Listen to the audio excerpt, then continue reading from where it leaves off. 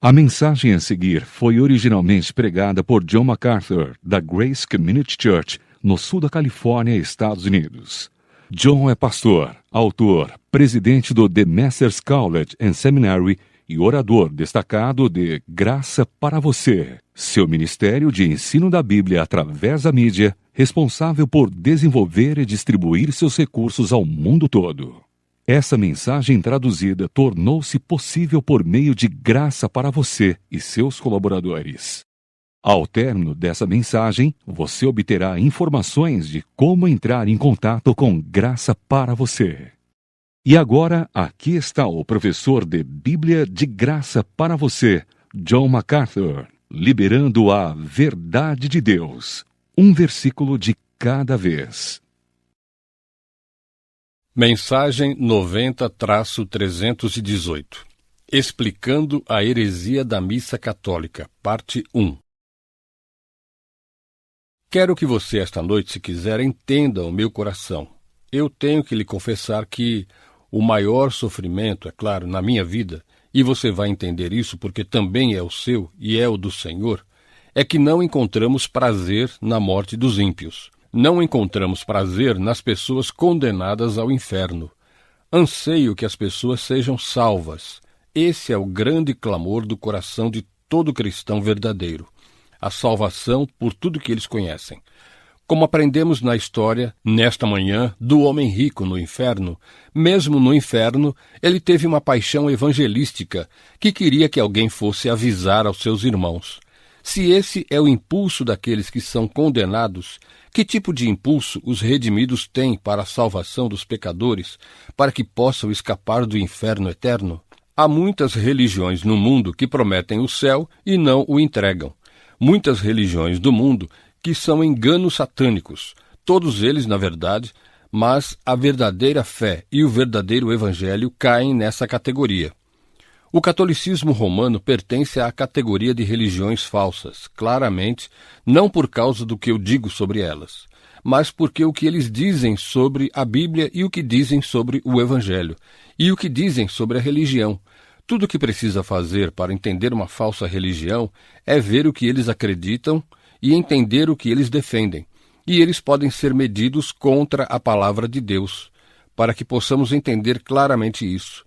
Hoje há um esforço muito agressivo e combinado entre os povos evangélicos, muitos dos quais não conhecem o verdadeiro evangelho, não apenas os católicos romanos, mas também os protestantes, para abraçar o catolicismo romano como se fosse uma verdadeira religião.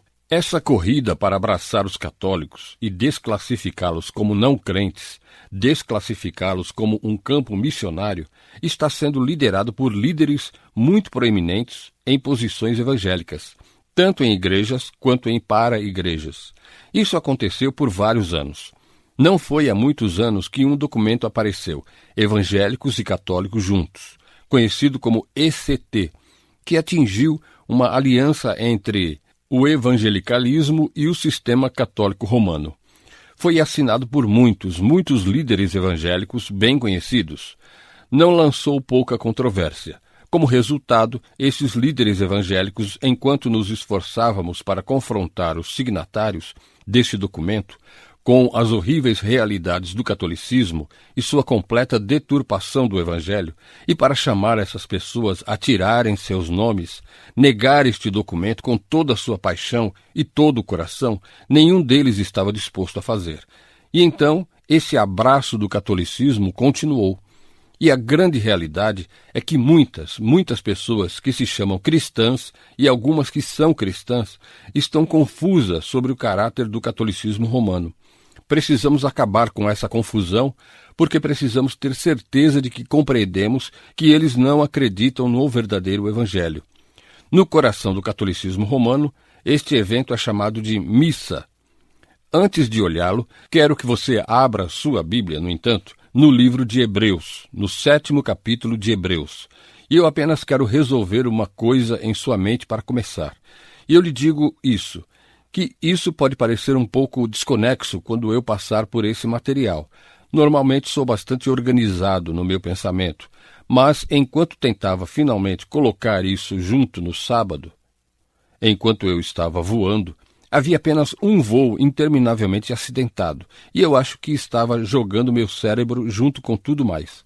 Então, eu espero que haja alguma coesão, mesmo que tenha dificuldade em ler minha própria caligrafia por causa do movimento. Espero que você possa seguir-me enquanto eu passar por isso. Mas eu quero estabelecer uma coisa para começar, e essa é a natureza do sacrifício de Jesus Cristo. Então, em Hebreus capítulo 7, eu gostaria que você olhasse o versículo 26, e eu só quero ler os versículos 26 a 28.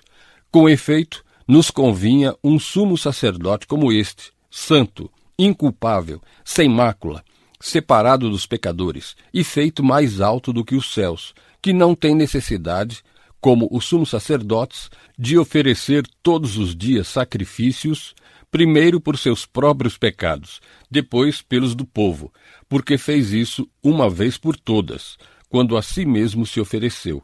Porque a lei constitui sumos sacerdotes a homens sujeitos à fraqueza, mas a palavra do juramento, que foi posterior à lei, constitui o Filho, perfeito para sempre. A palavra-chave é uma vez, um sacrifício. Não há necessidade de oferta diária de sacrifícios. Se você olhar para o 9º capítulo de Hebreus, você verá esta mesma verdade repetida no versículo 11. Quando, porém, veio Cristo como sumo sacerdote dos bens já realizados, mediante o maior e mais perfeito tabernáculo, não feito por mãos, quer dizer, não desta criação, não por meio de sangue de bodes e de bezerros, mas pelo seu próprio sangue, entrou no Santo dos Santos uma vez por todas, tendo obtido, passado, eterna redenção. Portanto, se o sangue de bodes e de touros e a cinza de uma novilha, aspergidos sobre os contaminados, os santificam quanto à purificação da carne, muito mais o sangue de Cristo, que pelo Espírito Eterno a si mesmo se ofereceu sem mácula a Deus, purificará a nossa consciência de obras mortas, para servirmos ao Deus vivo. Mais uma vez a palavra operativa é uma vez. Entrou no Santo dos Santos, versículo 12, uma vez, passado, tendo obtido a redenção eterna. Vá até o versículo 24 de Hebreus 9.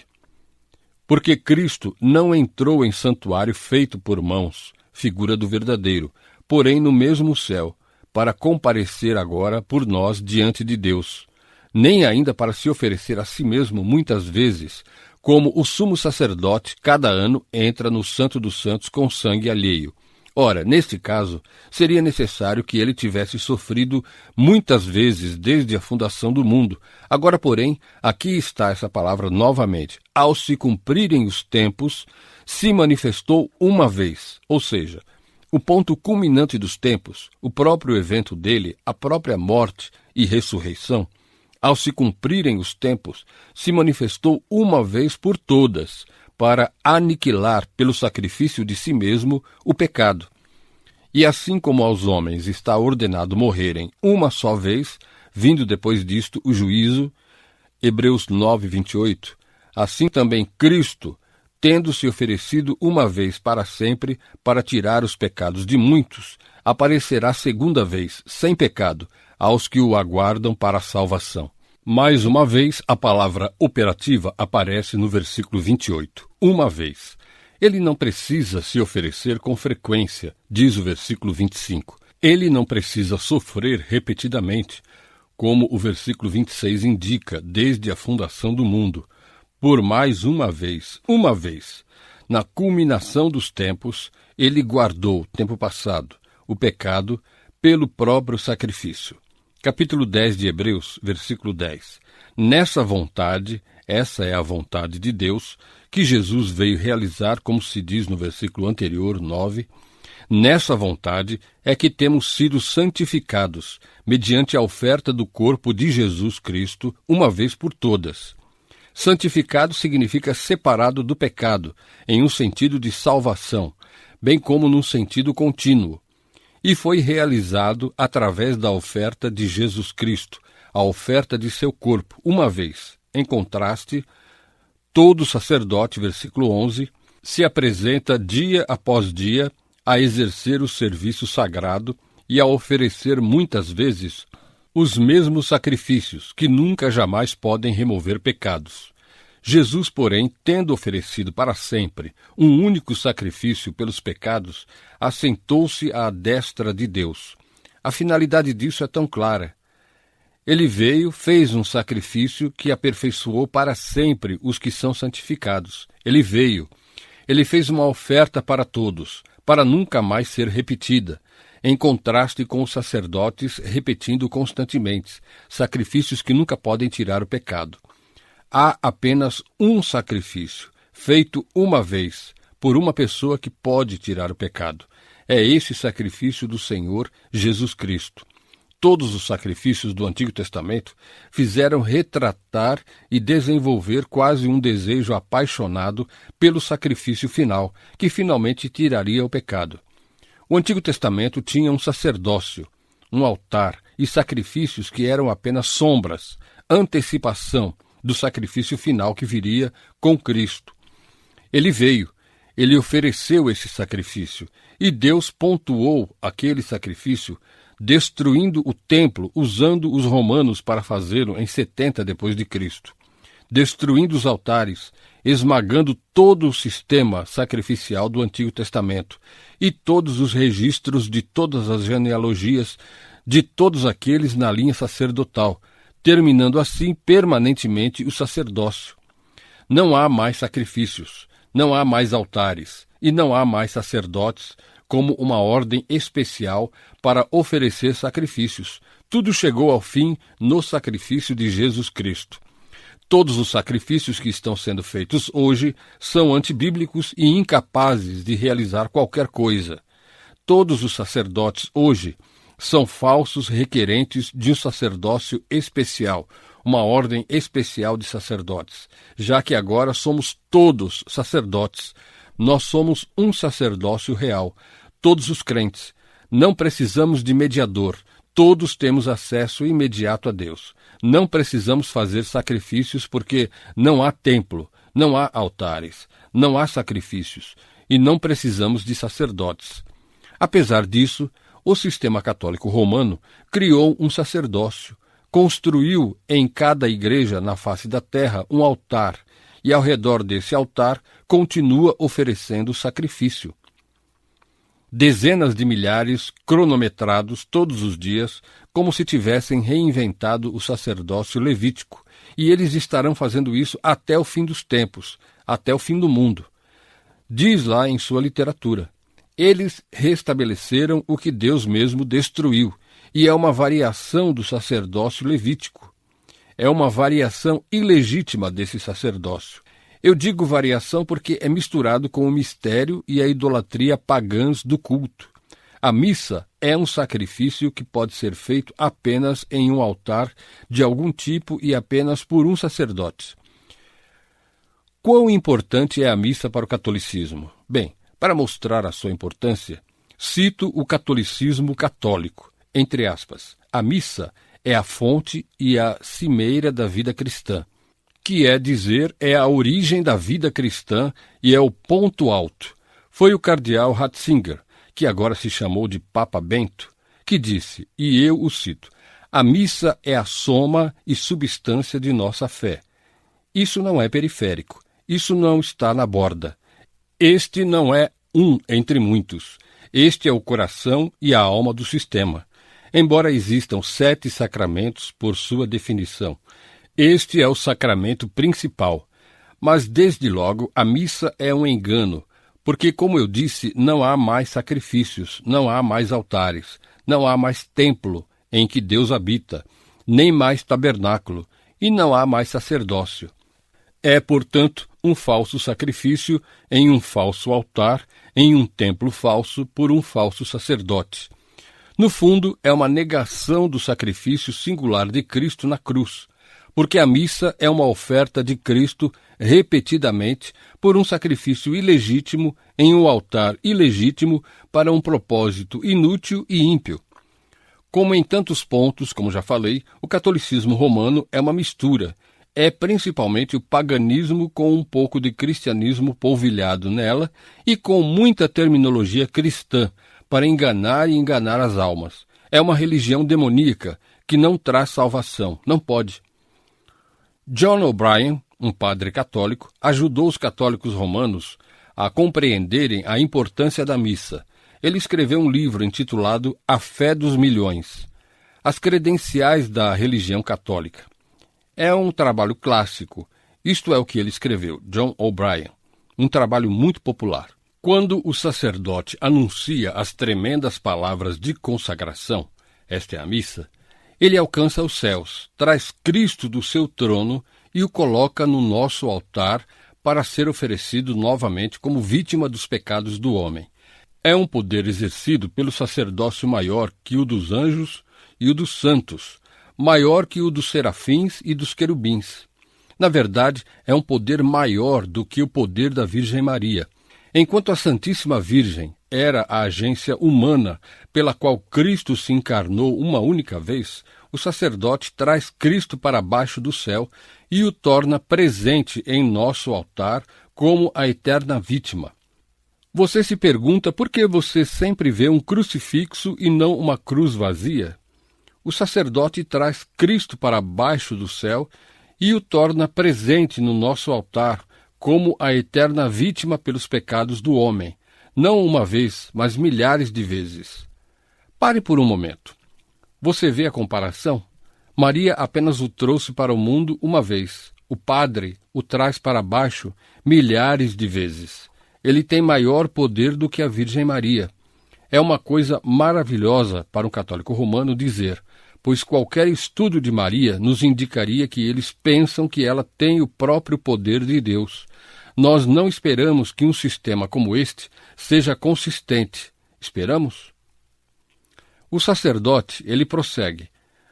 Fala, e eis que Cristo, o Deus eterno, o onipotente, curva a cabeça dele em humilde obediência ao comando do sacerdote.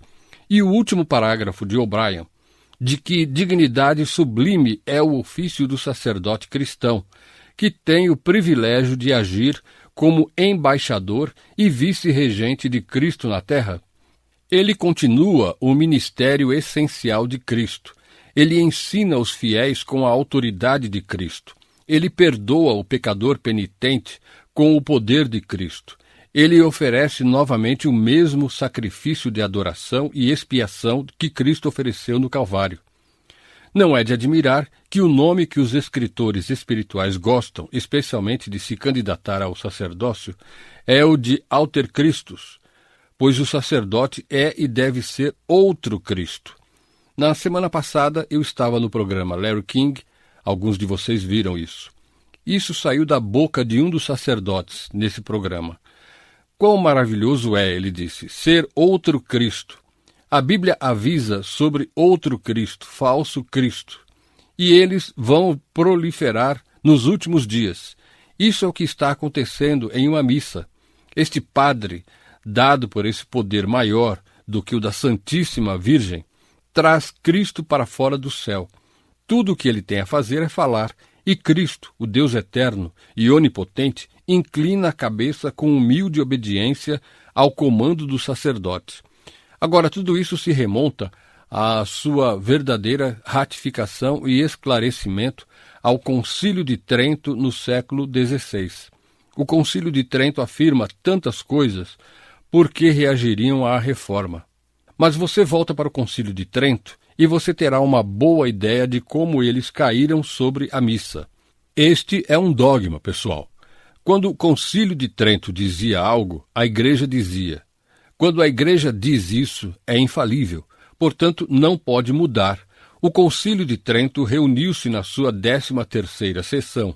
As sessões duraram um longo tempo. Encontramos nesta 13ª sessão, em outubro de 1551, eles promulgaram naquela sessão particular um decreto referente à citação o Santíssimo Sacramento da Eucaristia, a missa. No final do decreto, havia uma lista de cânones ou leis, e essas leis fornecem anátema ou condenação à coisa mais forte que eles podem fazer. A palavra mais forte que eles podem usar é maldição ou anatematizar.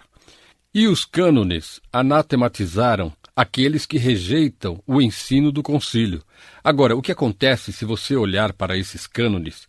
Eles fornecem breves definições sucintas de sua doutrina.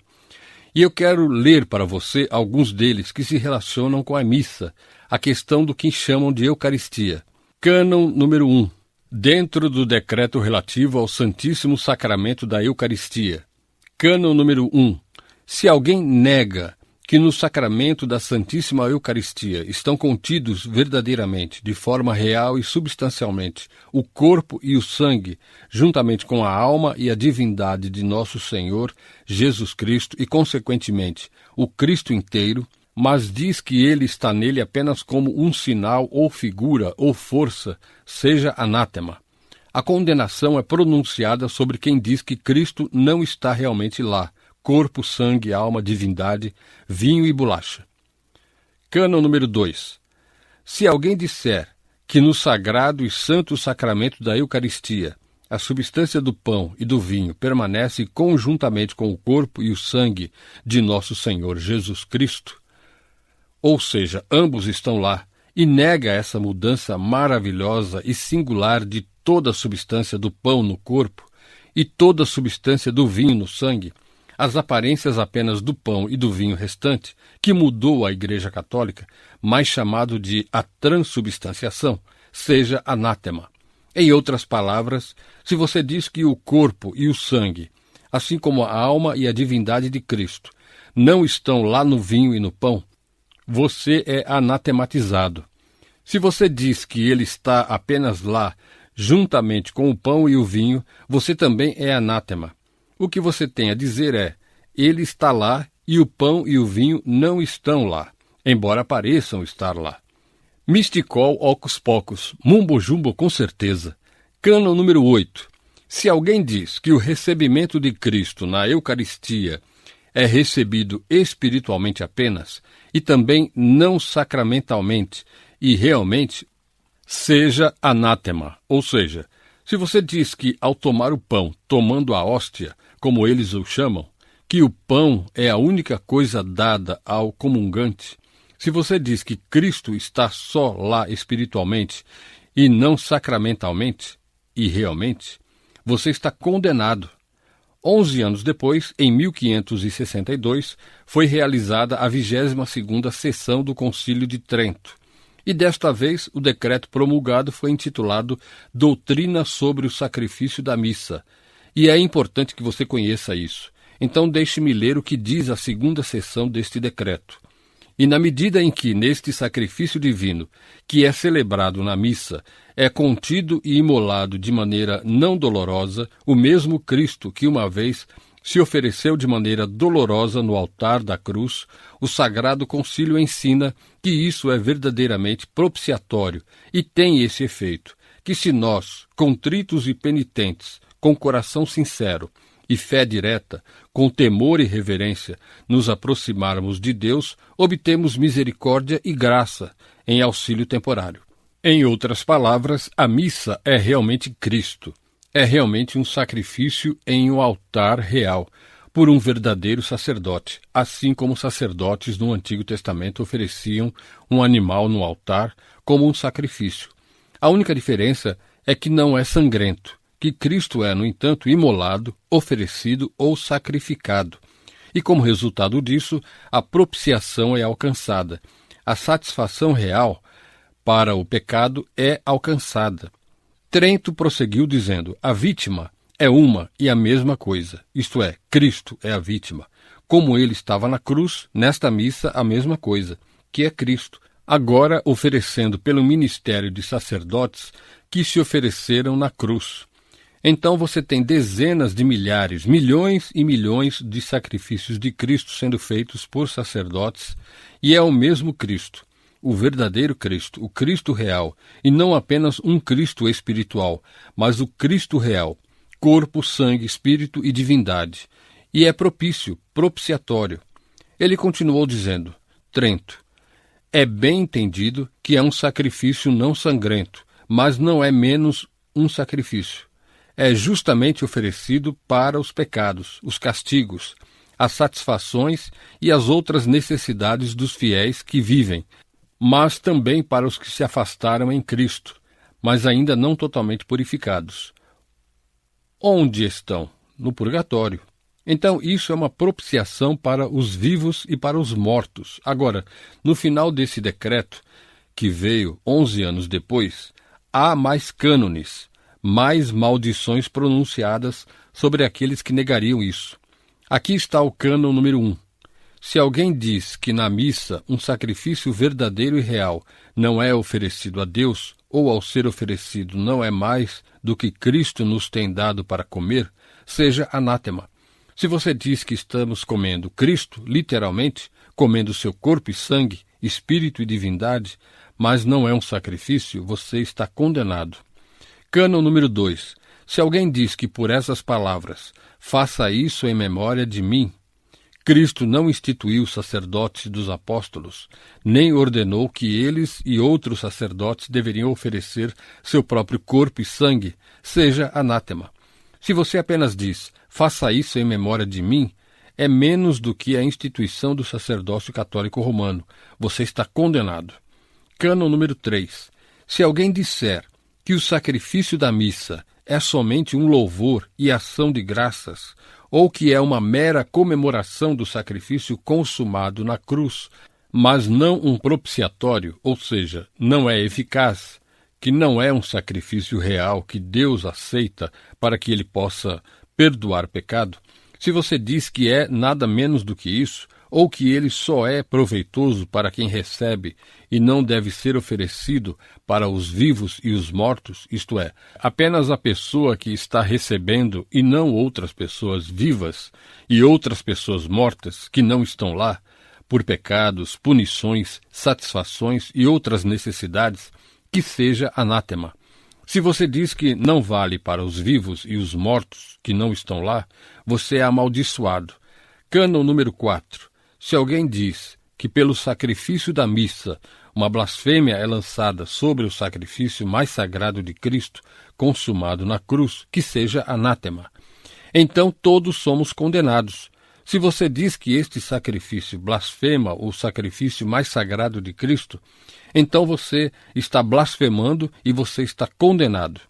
Cânon número 5. Se alguém diz que é um engano celebrar as missas em homenagem aos santos e para obter sua intercessão com Deus, que seja anátema. São oferecidas missas como uma espécie de oferta a santos mortos, para fazer com que os santos mortos intercedam por nós, vivos e mortos. E então, apenas para ter certeza de que você não pode escapar, se alguém disser que o cânon da missa contém erros, que seja anátema. Quer dizer, eles condenam você de todas as maneiras possíveis. Não há saída. Agora, você entende por que os católicos romanos estão vinculados a esse sistema? Está totalmente cheio de condenação. Não há saída. Como podemos resumir isso? Apenas algumas coisas. 1. Jesus Cristo. Esta é a teologia católica romana da missa. É do Concílio de Trento. Resumo. 1. Jesus Cristo está verdadeiramente, realmente e substancialmente presente no sacramento, seguindo as palavras de consagração. Não aparece depois das palavras de consagração. 2. Transubstanciação. Isso significa simplesmente transformar a substância. Começou como vinho e pão, a substância, mas a transformação dessa substância no corpo e no sangue reais de Cristo é o que significa transubstanciação. A transubstanciação, em segundo lugar, envolve a mudança de toda a substância do pão na substância do corpo de Cristo, a mudança de toda a substância do vinho na substância do sangue de Cristo.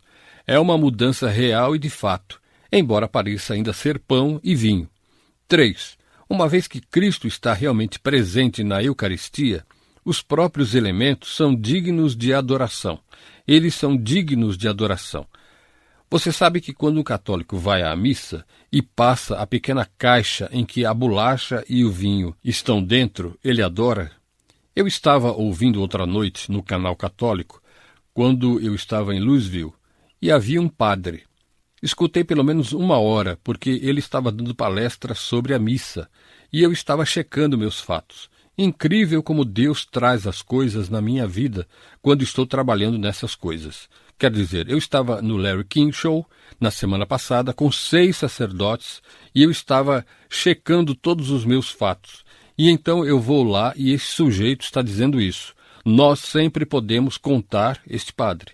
Nós sempre podemos contar a devoção de um verdadeiro cristão, por se sim ou não ele ou ela se inclina e genuflexa na presença do Santíssimo Sacramento. É exatamente isso que eles ensinaram. Em quarto lugar, o sacrifício da missa é propriamente chamado de propiciatório, na medida em que traz um perdão real pelo pecado. 5. Na instituição da missa, na ceia do Senhor, pensam que Cristo instituiu a missa. Ele ofereceu seu próprio corpo e sangue ao Pai nos sinais do pão e do vinho. E ao fazê-lo, ordenou os apóstolos como os primeiros sacerdotes. Número 6.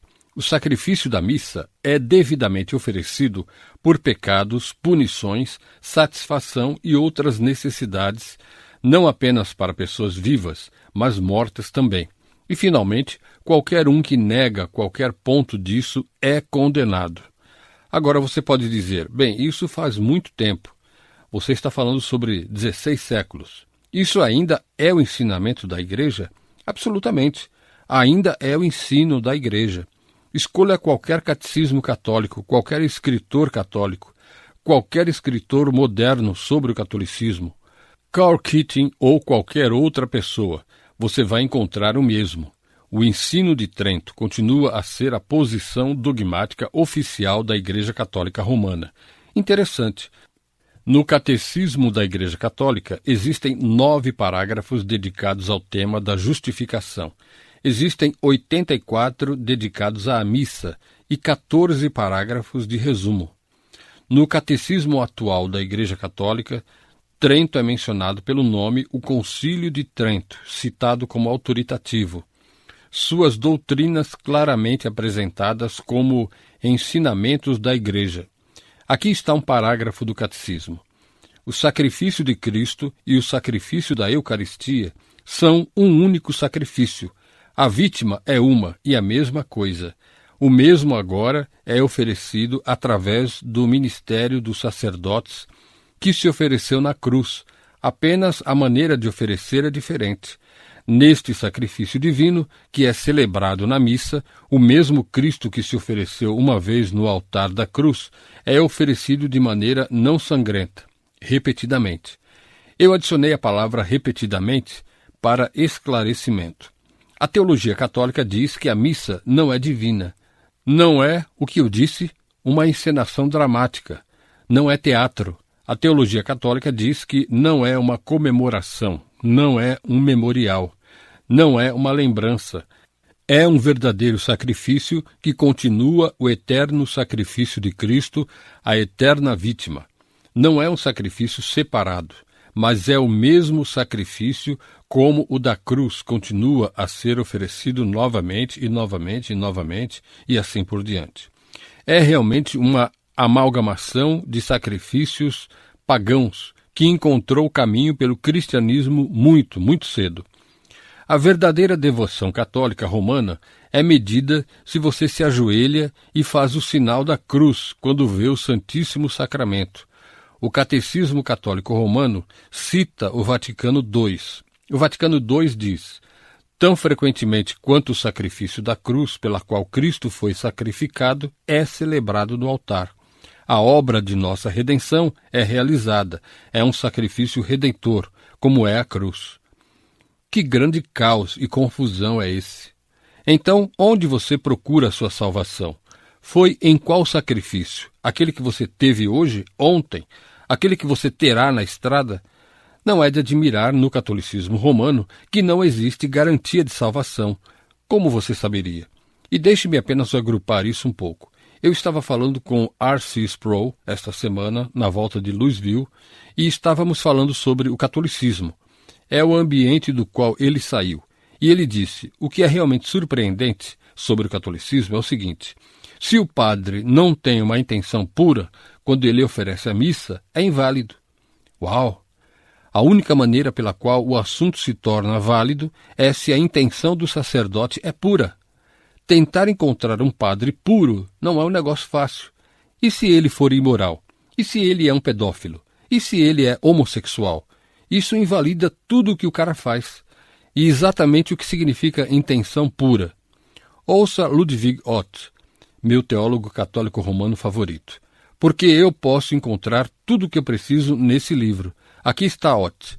O sacrifício da missa efetua a remissão das punições temporais pelo pecado que ainda permanece após o perdão da culpa, dos pecados e do castigo eterno. Não apenas remetido pela conferência da graça e da penitência, mas também imediatamente porque a expiação de Jesus Cristo é oferecida como um substituto para as nossas obras de expiação e para o sofrimento das almas pobres. A mensuração das punições dos pecados perdoados é proporcional. Certo, você conseguiu que seus pecados fossem perdoados, mas é proporcional no caso dos vivos, até o grau de perfeição em sua disposição. No caso das almas que sofrem, a operação satisfatória do sacrifício da missa é aplicada por intercessão enquanto estão no estado de graça, e assim não se opõe a nenhum obstáculo. Os teólogos geralmente ensinam que pelo menos parte de sua punição por pecados é infalivelmente perdoada. Então agora você não tem apenas a intenção do padre, mas você tem a natureza da atitude da pessoa. Na mesma página ele diz: como sacrifício propiciatório e impetratório, o sacrifício da missa possui um valor externo finito, uma vez que as operações de propiciação e impetração se referem a seres humanos que, como criaturas, podem receber apenas um ato finito. Isso explica a prática da Igreja em oferecer o sacrifício sagrado da missa com frequência para a mesma intenção. Do que trata tudo isso? Tudo isso está dizendo o seguinte: não podemos ter muita certeza sobre a intenção do padre. Não podemos ter muita certeza sobre a intenção da pessoa a quem a missa é oferecida. E como não podemos realmente ter certeza sobre isso, temos limitações humanas sobre a missa. Como o sacerdote não pode ter uma intenção pura e a pessoa pode não ter uma intenção pura, pode não ser realmente muito bom. E assim eles jogam essa pequena possibilidade no fundo, que tem que haver algum benefício finito. De fato, parte de sua punição deve ser infalivelmente perdoada. Você deve jogar isso. Por quê? Porque você tem que pagar pela missa. Isso mesmo, você paga. É assim que os cofres da Igreja Católica são cheios. Você paga uma missa. Existem missas baratas e há aquelas que são realmente caras, oferecidas por um bispo ou um cardeal. Existe a missa votiva, que é como a matéria rotineira da vida. Há um requiem, que é uma missa para os mortos. Isso lhe custa mais. Há uma missa nupcial para um casamento e isso vai custar-lhe mais. E então há uma supermissa oferecida por uma figura hierárquica na igreja, o que custará muito mais. A Igreja Católica admite que você poderia ter missa atrás de missa e assim por diante, e você pode pagar muito dinheiro. E se a intenção do sacerdote não é correta e a intenção da pessoa que recebe a missa não está certa, não terá muito efeito. Mas eles se apressam para adicionar rapidamente, entre aspas, parte de sua punição é infalivelmente perdoada. Por quê? Porque isso é realmente um engodo para tentar fazer as pessoas pagarem mais dinheiro por algo que pode não ter valor. Então você fica com um pouco de valor finito no fundo, e isso faz com que eles voltem novamente, e novamente, para empilhar esses pequenos valores finitos. A teologia católica romana ensina que uma pessoa pode assistir a 1000 missas e ainda deixar esta vida não totalmente purificada, e entrar no purgatório, e ter outras 1000 missas lidas em seu favor e ainda não ser completamente purificada, porque a sua atitude não é pura, e a atitude do sacerdote também não é pura. Que armadilha horrível! Absolutamente uma horrível armadilha. Místico mumbo-jumbo à beira da cova, para levar cativo as almas das pessoas. Agora, para ter uma missa, você tem que ter um padre. Você não pode ter uma missa sem um padre. É por isso que a falta de sacerdotes é um grande problema. Eu quero levá-lo a uma missa por um momento aqui. É um livro clássico chamado Catolicismo Romano. Você ficará interessado nisso. Fique comigo. O pão, na forma de pequenas bolachas redondas, centenas das quais podem ser consagradas simultaneamente, é colocada em um prato dourado. O vinho está em uma taça dourada. O suposto corpo e o sangue de Cristo são, então, ressuscitados diante do altar pelas mãos dos sacerdotes e oferecidos a Deus pelos pecados dos vivos e dos mortos. Por sinal, as pessoas nunca mais são espectadores. Elas não cantam, elas não falam, elas não oram, elas não fazem nada. E a liturgia é tão rígida que é realizada mecanicamente e os sacerdotes precisam ser treinados para fazê-lo. E você tem que ter uma boa memória para ser padre. Há muitos detalhes. E os praticantes, depois que ele se levanta, o sacerdote participa com uma grande hóstia. Então ele bebe o vinho em nome de toda a congregação. Eles nunca bebem o vinho. Tradicionalmente, eles não bebem. Talvez haja algumas exceções a isso. Os membros leigos vão à frente da igreja, alguns de vocês já viram isso, alguns de vocês fizeram isso, e eles se ajoelham diante de uma grade e fecham os olhos, e eles deixam cair o maxilar em uma posição de boca aberta, na qual o padre coloca uma pequena hóstia. E a razão pela qual ela nunca deixa as mãos do sacerdote e vai para as mãos do paroquiano é simplesmente porque este é o corpo completo e o sangue de Cristo. E eles não querem deixá-lo cair. Eles não querem que as pessoas toquem isso. Somente o padre bebe o vinho, porque as pessoas podem derramar e se espalhar pelo chão e seria uma situação horrível. Antes, na tradição católica romana, você tinha que se abster de comida sólida, desde a meia-noite, se você estivesse tendo uma missa matinal. Por isso, eles sempre tiveram missa logo cedo. Você sabe de onde veio a missa cedo? Ela veio daquela lei tradicional de que você não podia comer nada entre a meia-noite e a missa, e as pessoas não queriam esperar até 9 horas, 10 horas, 11 horas. Então, elas sempre tiveram uma missa das 6, das 5, porque as pessoas estavam com fome. Não tinham fome de comer a hóstia.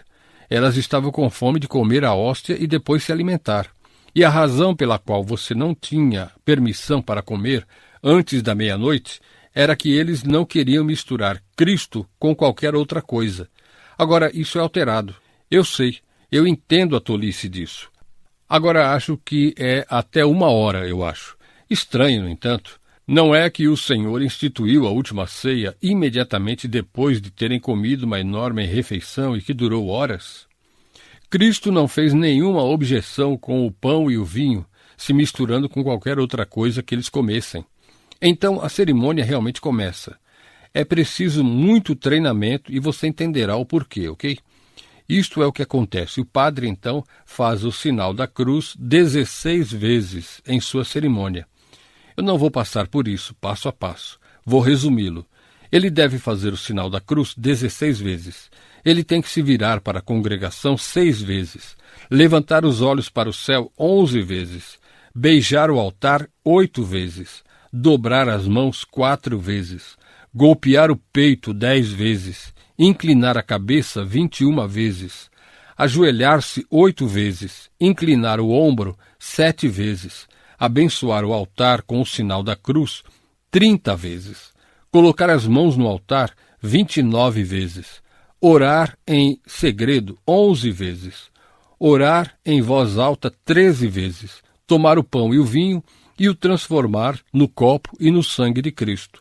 Cubra e descubra o cálice 10 vezes, ir para a frente 20 vezes e, além disso, executar inúmeros outros atos. O que, afinal de contas, ele está fazendo?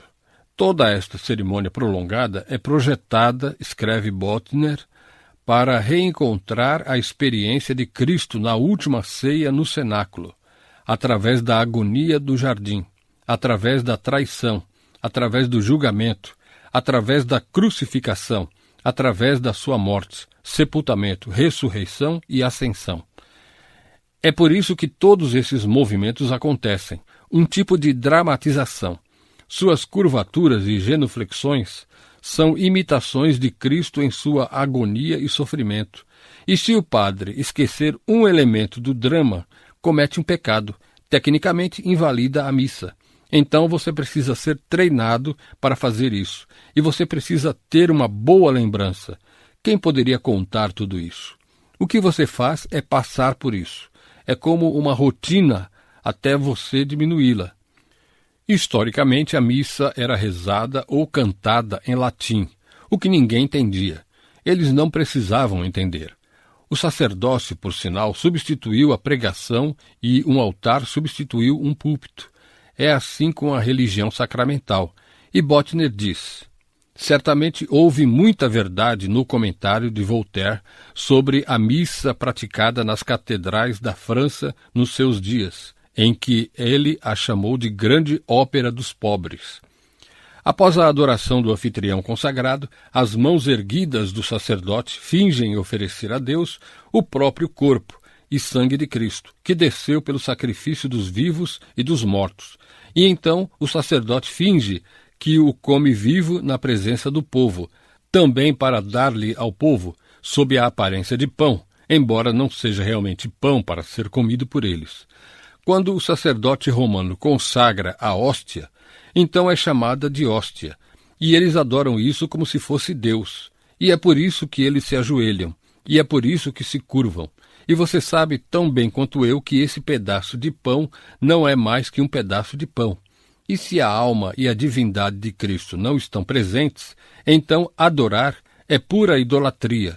Não é diferente de um pagão que adora uma pedra, uma vara, uma estátua ou um fetiche.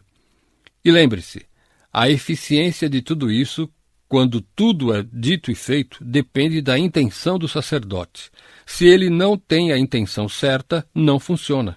Concílio de Trento: se alguém disser que a intenção, pelo menos, de fazer o que a Igreja faz não é exigida nos ministros ao executar e administrar os sacramentos, que seja anátema.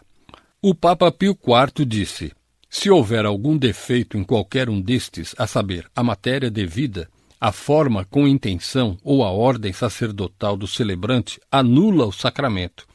Se o fizeres errado ou com um erro de atitude, é nula e sem efeito.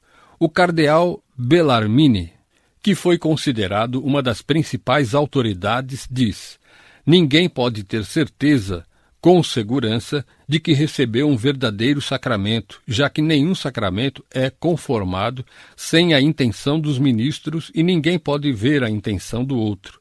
Apenas coisas trágicas. Mas, de acordo com a mídia de hoje, os sacerdotes fazem isso com a salvação do mundo em vista. Abre aspas. É o sacrifício do altar, onde os méritos conquistados pelo Redentor na cruz são distribuídos aos fiéis. Quando você tenta separar os católicos romanos sobre o que exatamente está acontecendo, eles estão por todo o mapa, e a Igreja Católica não tem ideia, exceto que eles pensam que este é Cristo e eles o adoram. Na verdade, isso é tão grave.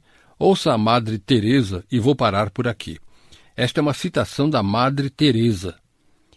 É lindo ver aquela humildade de Cristo em seu permanente estado de humildade no tabernáculo. A pequena caixa onde colocam a hóstia e o vinho. Onde Cristo se reduziu a uma tão pequena partícula de pão que um sacerdote pode manter. Cristo em 2 dedos. O Vaticano II disse: o Santíssimo Sacramento deve receber o culto que é devido a Deus, o verdadeiro Deus. Não deve ser adorado menos. O que eles estão adorando? Pão? As igrejas promovem a adoração do Santíssimo Sacramento.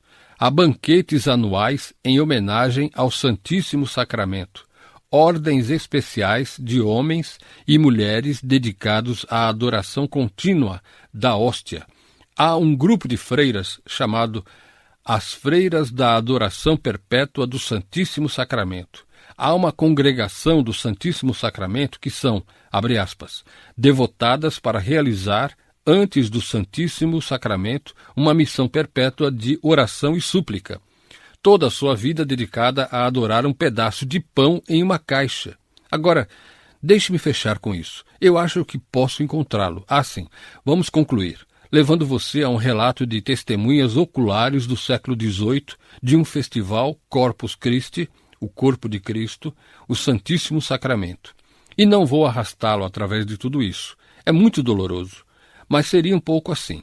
Grandes figuras de madeira, 4,5 metros, vestidas de forma colorida em seus respectivos hábitos de ofício e dignidade, são reunidas. Todo o clero da paróquia, igrejas e frades de conventos formam uma procissão. Todos os corpos de prata de santos em pedestais e bases nas igrejas e conventos são reunidos juntos. Então eles têm todas essas estátuas e todas essas coisas.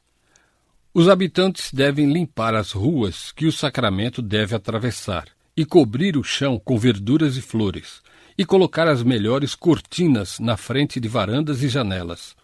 Haverá um desfile de pão. O arcebispo faz uma oração diante do grande altar. A música começa.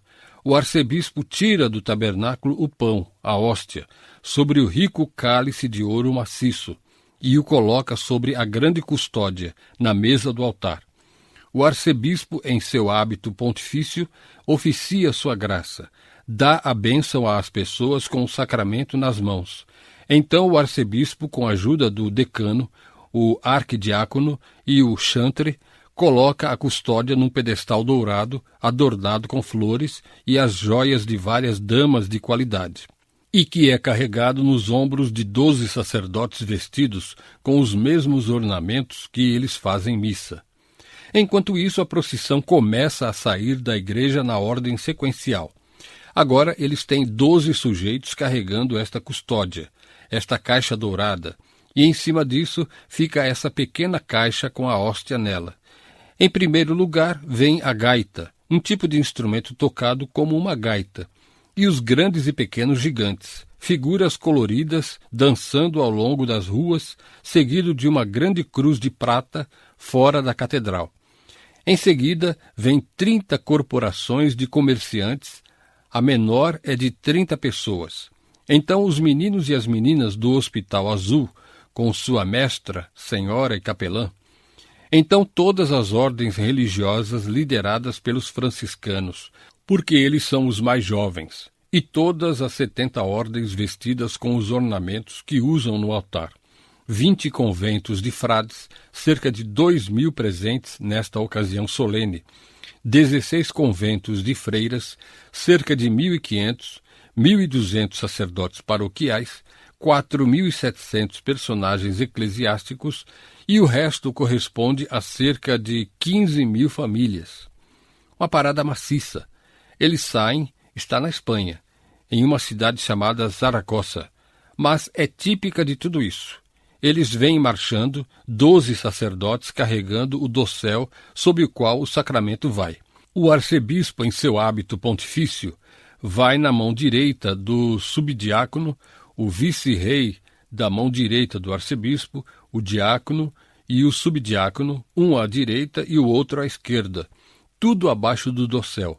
6 sacerdotes com incenso e incensos de ambos os lados da custódia irão lançar incenso sobre o sacramento sem intervalo, sem parar. Um se ajoelha diante da grande hóstia e lança incenso 3 vezes sobre ela. O outro coloca incenso em seu incensório, e assim eles fazem da saída da igreja até o retorno. Eles têm 3 indo em todos os momentos. Este sujeito está fazendo seus 3, enquanto o outro está carregando seus 3, e então eles trocam. O grande chanceler, os presidentes, os conselhos seguem com toda a nobreza, homens e mulheres com velas acesas. Esta procissão dura 4 horas, a partir do momento em que sai, até voltar para a igreja novamente. Todos os sinos dos conventos, todas as paróquias tocam todo esse tempo. As riquezas da procissão são incríveis. Com esta magnificência, eles carregam o sacramento através das principais ruas da cidade, e todas as pessoas que estão nas varandas e janelas de rede lançam rosas e outras flores sobre o dossel do sacramento conforme ele passa. Este é o festival de Corpus Christi. Esta é a adoração do pão. Aliás, há um avivamento na América hoje da adoração perpétua do Santíssimo Sacramento, nas igrejas católicas, em toda a América. As famílias paroquiais se inscreveram por 1 hora ou mais a cada semana para manter a companhia com a hóstia, e eles vão para a igreja católica e ficam sentados lá durante 1 hora adorando a hóstia todos os dias. O Papa João Paulo II aprovou com entusiasmo a adoração perpétua. É o que isso significa, perpetuamente ao redor do culto à hóstia. Algumas freiras fazem isso o tempo todo. Algumas congregações fazem isso o tempo todo. E em todas as igrejas católicas há pessoas designadas para mantê-lo em dia, ou em muitas igrejas católicas.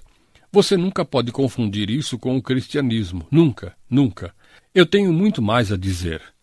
Fascinante sobre de onde veio e por que veio, e eu vou lhe contar na próxima semana algumas histórias que vão lhe chocar sobre massacres de quem se recusou a adorar o pão.